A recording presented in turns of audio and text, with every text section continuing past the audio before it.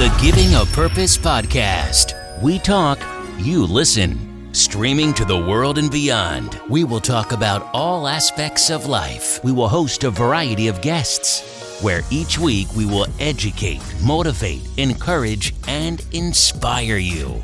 Let's get started with your host, Mr. L.A.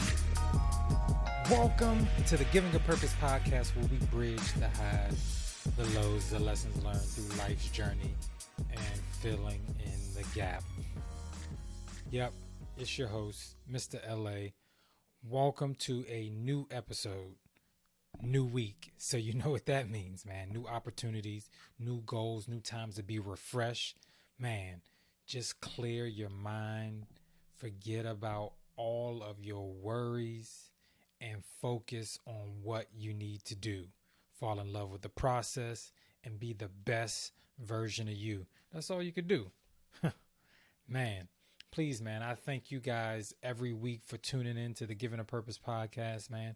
Please remember to share, to leave a review. Let somebody know you're getting good quality, great information, and it speaks to you. And we're just trying to fill in the gap anywhere and everywhere we go, man. We're trying to go global. So please make sure. Don't forget, we are also on YouTube. So same thing, subscribe. All right. Leave a review.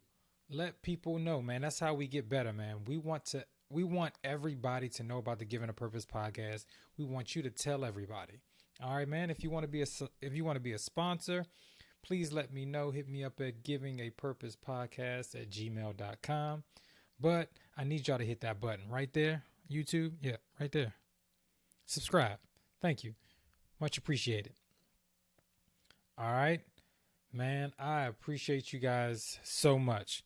So, man, I often tell people something that I want to talk about all the time. And I tell myself that too, is that once upon a time I had to go through a transition of this whole thing, and it's control what you can control. I think we add so much added stress on trying to control the things that we can't control.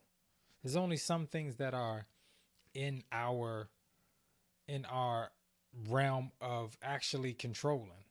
The rest we have to leave up to God, and we have to leave up to sometimes what other people are doing. And I know that's the hard part, because some of us are like that A type. We want to control everything. We're in the environment. We want to make sure it goes this way. And then we get into a point where we're trying to control other people's actions. Now, with that, I know some of you are asking, well, what can I control? All right. And one thing definitely that you've heard me preach on this show before, that you can help control what you can control, is developing a routine. All right. Couple of things that you want to make sure that you can control. Like, you can control your health. You can control if you want to work out. You can control the things that you eat, the things that you take in your body. You can control the vitamins that you may take, the probiotics, the prebiotics, just things like that. There are some diseases, like, that we have the high cholesterol, that we have the diabetes in, that we have things that if we change our diet, we can kind of be in control. There are things that we can eat, take, and do to make sure that our mind is sharp. We can walk every day. We can exercise at least 20 minutes a day, 20 to 30 minutes a day, and keep ourselves healthy. And those are the things that you can control. You can control your work ethic. You can either be lazy, or you can just work like you want that goal, you want whatever you're working towards so bad. If it's freedom you want, you got to work. But that comes with the discipline. You can control the discipline you apply to it. Some people always ask me, well, why do you do things like this over? I create routines so I can create a discipline. I think we get into times where you ask, what's your why?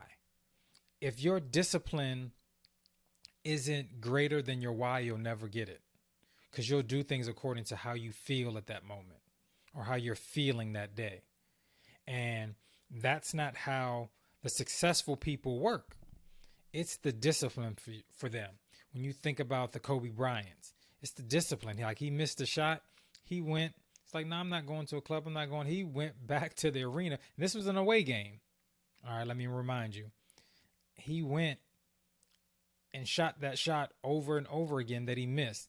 It's the discipline that makes you great, that makes you successful in the things that you do. But those are the things that you can control. Now, you can predict the outcome by some of your routines, but you can control what you can control. Some people often ask, and they tell me, because I'm a big time person, and I know I'll probably get some flack for this, and probably people say, but that's one of the things that you can control. Now, you can't control how much time you have on earth. I don't mean anything like that. You can't control the actual time. You can't stop time. We can't rewind time. But what I mean by that is, to give an example. So people ask, why do I leave so early to get to work? Because me leaving early is the part that I can control. And so I don't have to rush, and I don't have to get frustrated because of traffic or anything like that. I add that into the time of me leaving because I can't control all of that. I can't control if there's going to be an accident. I can't control the weather. I can't control traffic and different things like that. So I leave at a certain time because I want to make time for the things that I can't control, if that makes sense. All right. I get up at a certain time because I can control that. I can set an alarm, or my body, naturally wakes up. I control the time that I eat breakfast and what I'm eating in the morning in my morning routine. I can control, getting my mind prepared, for the day. I can control the time that I leave every day.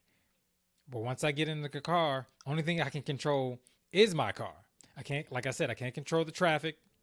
I can't control if there's an accident. I can't control the weather. I can't control when I arrive to a light at a certain time, if I've just missed it. Those are the things I can't control. But I can predict what time I'm going to get to work because of the routine that I've set in place, with the added in things that I can't control. Like, I leave those things in there because I can't control them. And so, like I said, I'm not frustrated in the morning when there's traffic, because that's built in to my routine, because I knew I can't control that. There are sometimes, it is what it is. I'm tired. I don't get to eat breakfast but in the morning I make time for breakfast. But there's sometimes I don't feel like the things that I eat for breakfast I want at that time. But what's also built in that time for me to stop and get something, if I have to go to Starbucks or if I have to go to Chick-fil-A, but those things are built in. So I can control only the things that I can control. And it goes the same thing with people.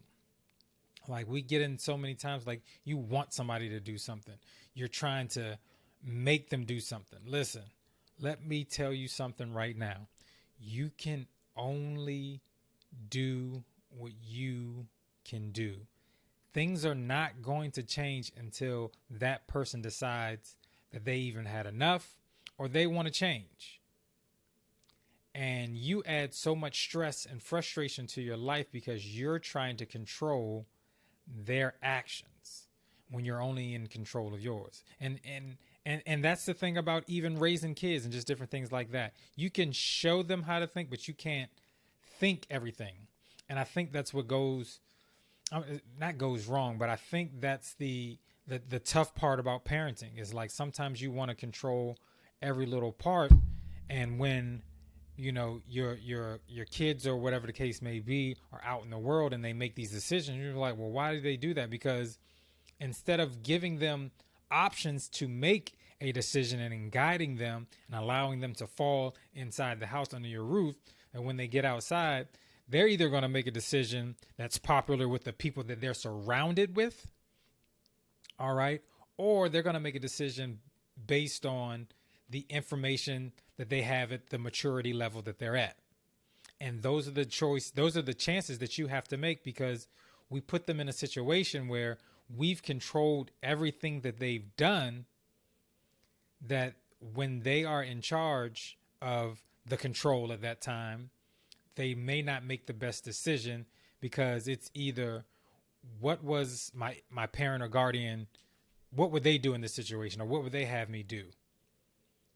Or, like I said, the people they're surrounded with, what's the group doing? What's the majority doing? You know what I'm saying? Because it helps their conscience. Like, I believe that when we're around students, we help their conscience and their decisions by them understanding the options and the consequences that come. All right. Listen, I'm trying to lessen some stress in your life when you realize that you can only control what you can control. All right.